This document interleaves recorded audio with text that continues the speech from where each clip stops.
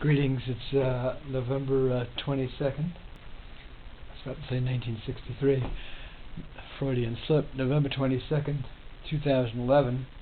And after a couple of weeks break here, I've finally begun the grouting, making a grand mess of it. But I guess that's to be expected.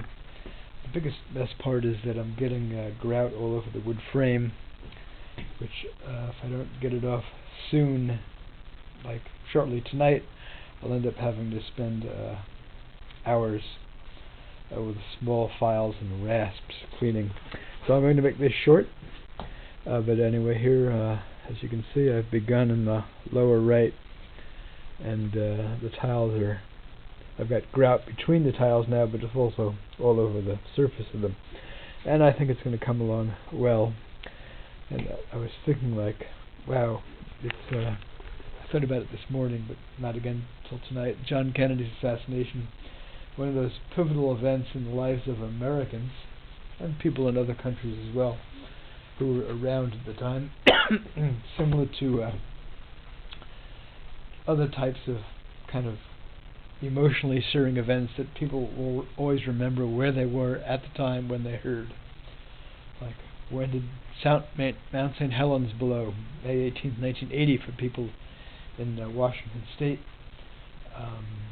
The Nisqually quake in western Washington in February 28th, 2011, where you were when you heard, for example, that the two commercial jets had crashed into the World Trade Center, or for people of my parents' generation, where they were when they heard about the attack on Pearl Harbor, that sort of thing.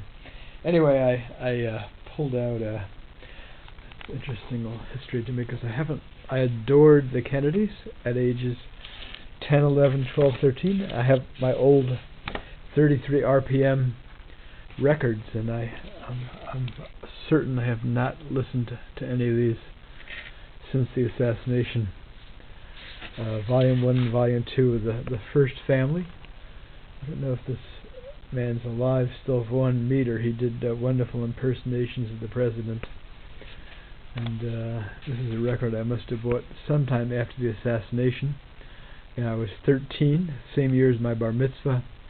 This would be interesting to listen to. I do have a record player because it has speeches, civil rights, the inaugural address, the Cuban Missile Affair, Nixon-Kennedy debates, and so on, Berlin Wall, all this stuff from history, Alliance for Progress, The New Frontier. And I also have this, my father would bring the paper home from work every day, New York Times and the New York World Telegram and Sun, which is long gone.